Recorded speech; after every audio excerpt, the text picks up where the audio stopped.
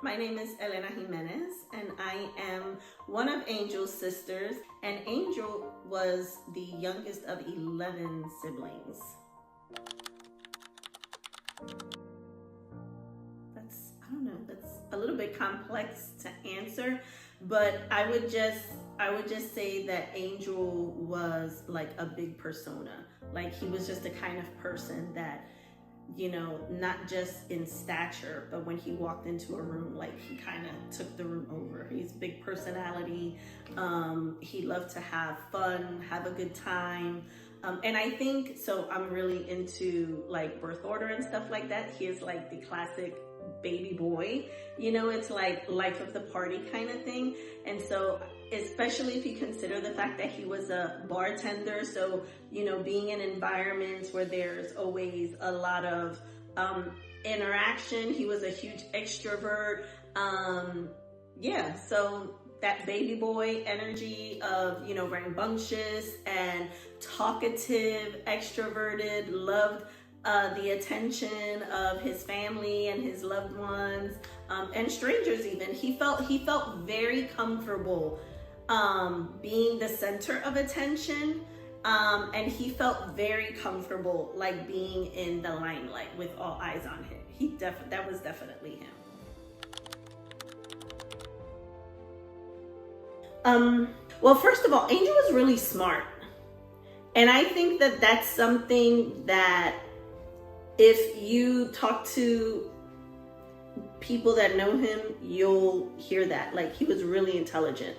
And although he was also silly and he liked to have a good time. So I think one of his best qualities was making you like have fun. Like, he was somebody that always pushed me to have fun. He and I are the youngest of 11 kids. And I know I mentioned before that he's the youngest of 11. So I'm number 10 of 11. So we're literally like only 15 months apart.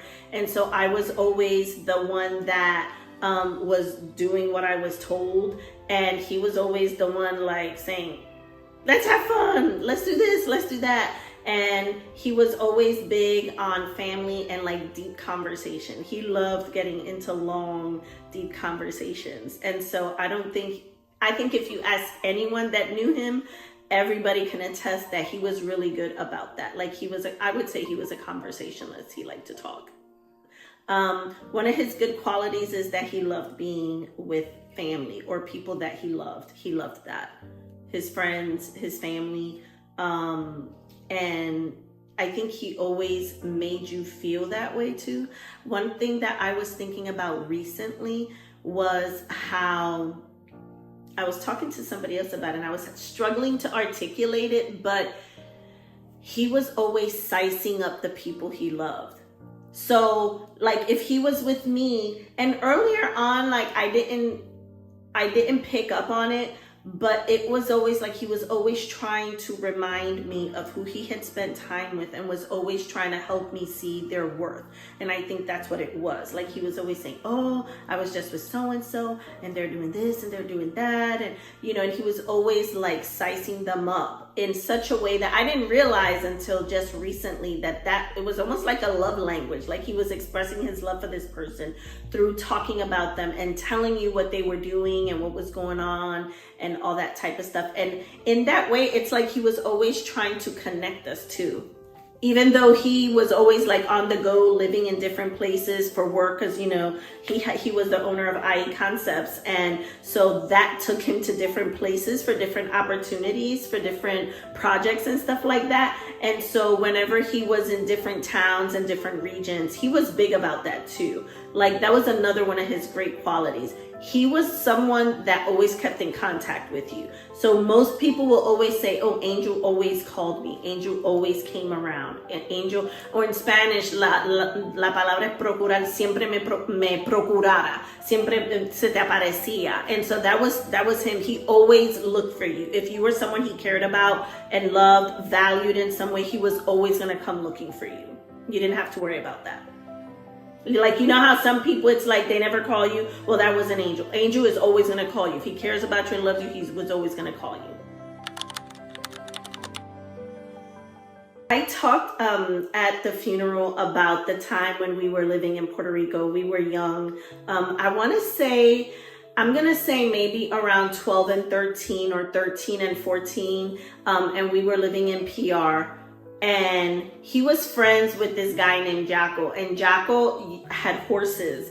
And Jacko had a crush on me. And so Macho, we called Angel Macho. And so Macho had told me, and Jacko used to come around or whatever. And this one weekend, Jacko had invited us to the river. And in Puerto Rico, like we lived in the inner part of the island in Vega Baja. So the neighborhood in Vega Baja was called Rio Abajo. And in Rio Abajo, there was a river. I don't even remember what the name of the river was. But we went with Jacko on horseback to the river, and we went to the river, but it's crazy because, in PR, like, it's not like you can see in the water or anything like that. And the river water was like darker, but we were up high and the river was down low, and he just freaking convinced me to jump off the edge of the river directly into the water. And I was scared to death, but everybody was doing it. He had done it. He jumped, he came back up. He tried to convince me to do it, and then he jumped in, and from inside the water kept screaming and like pushing me to jump. Not pushing me, but like he was like, come on, just do it, just do it, just do it.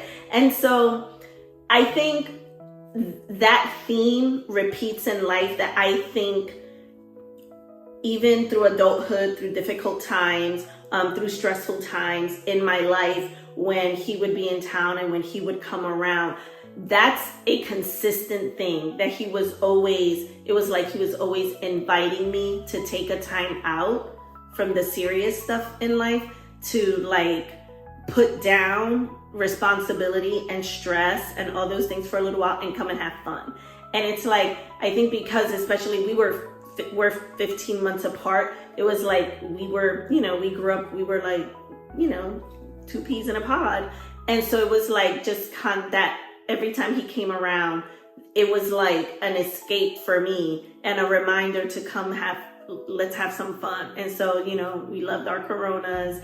And when I lived down in Brook Mill Court, down in St. Mary's at the end of Great Mills Road, I had the back deck. We would go on the back deck and, drink Coronas and stuff like that, listen to our salsa, our bachata and stuff like that. If he had new music, he was always bringing that out and playing new stuff or what have you.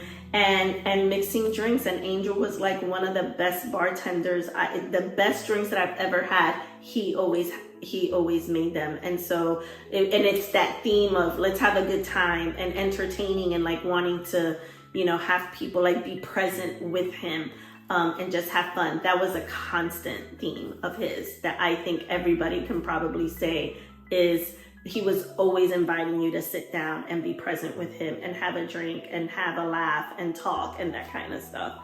So back to that memory of him, that invitation to like just jump. And it's like, oh, and I did, by the way, I did eventually jump and jumped in the river, scared to death. And so, yeah. And I think that that's something that I'm going to keep with me now that he's gone. Like it stays in my mind. It's like a constant reminder to don't take life so seriously. Remember to have fun. Me and Angel talking, drinking. Not that I'm an alcoholic by no means, but again, it was like oftentimes it was just like that time out, that invitation to, oh, Angel's here. If Theo showed up, what was we doing? It was like a timeout from our normal routines. If I normally cooked and Angel showed up, we're ordering pizza because I'm not gonna be cooking. It becomes an event. That's true. It's like, oh, we're gonna order pizza because we're not gonna be wasting time cooking in the kitchen. We're gonna spend our time together, laughing, talking, listening to music, having some Coronas, having a couple of drinks, and just chilling. So, and talking. That's what we did.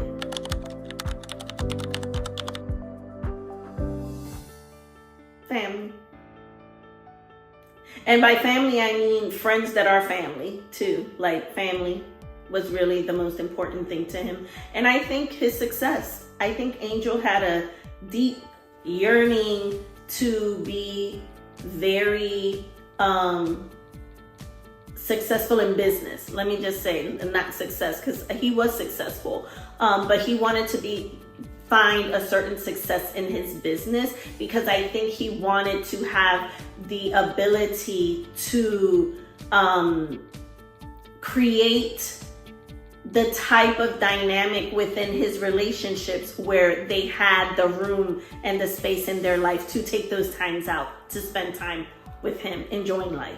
So I think if I had to guess what his deepest desire would have been, it would have been to have the type of success that brought financial resources that he could alleviate our need and ability to have to work, that kind of stuff. He would definitely have been, like retiring people and stuff like that. And, let's just live life and be happy and you don't gotta work and that kind of stuff. I think he definitely would have, take off, oh, I gotta work, I'll pay you for the day, that kind of stuff.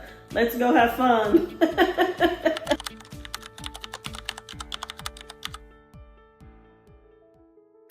So I think this is very deep, but 2 reasons. First of all, I think that just goes back to family.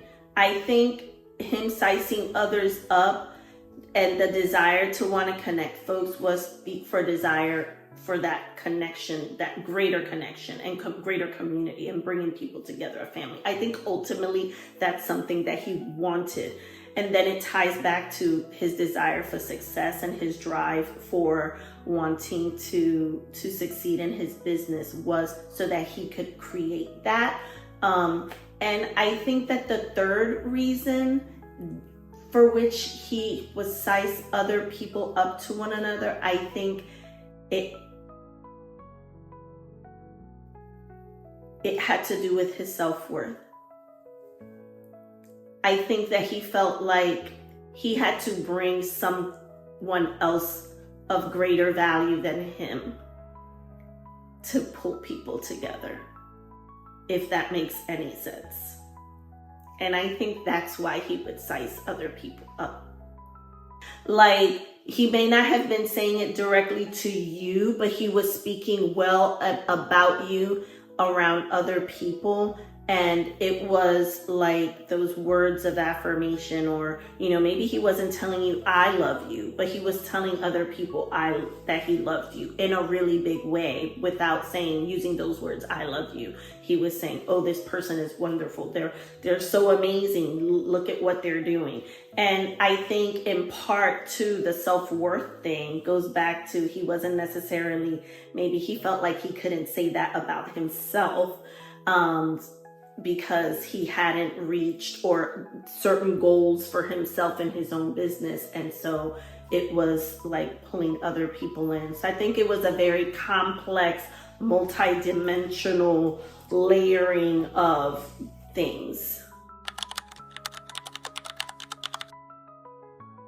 I don't know. I can't, I guess because Angel was like, Angel's Angel. And he's really like the only person like him in my life, at least. I think there's only room for one person. Right?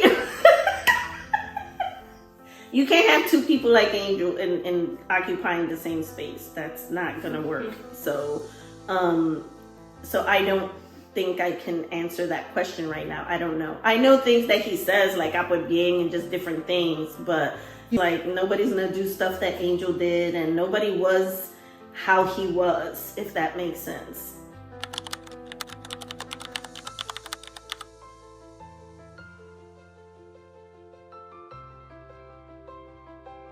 The people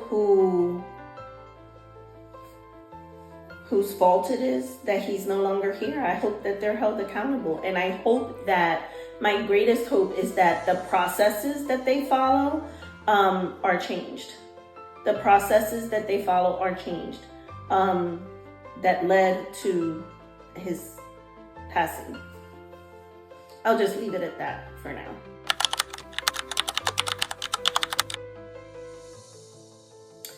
They're definitely they definitely, in terms of the laws, the families should not have to be banging down doors to get information. There definitely needs to be more transparency in in the processes, and I think that the laws need to be revisited, and that in cases such as these, that it should be automatics when reports and investigations are conducted. Like, you cannot tell me that in 8 months they don't know what the fuck happened, that they're still investigating. Still investigating what?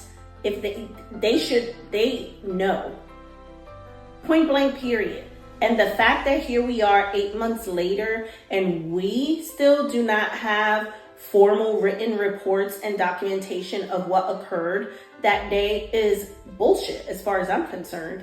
Because we know that before those officers left work that day, they had to submit a written report, and we know that everything comes with a deadline. And here we are still, we don't have copies of those reports, despite the fact that the lawyers have written to them and given them notice and have formally requested them. Here we are 8 months later, and we still don't have what my fucking taxpayer dollars paid for, their fucking time.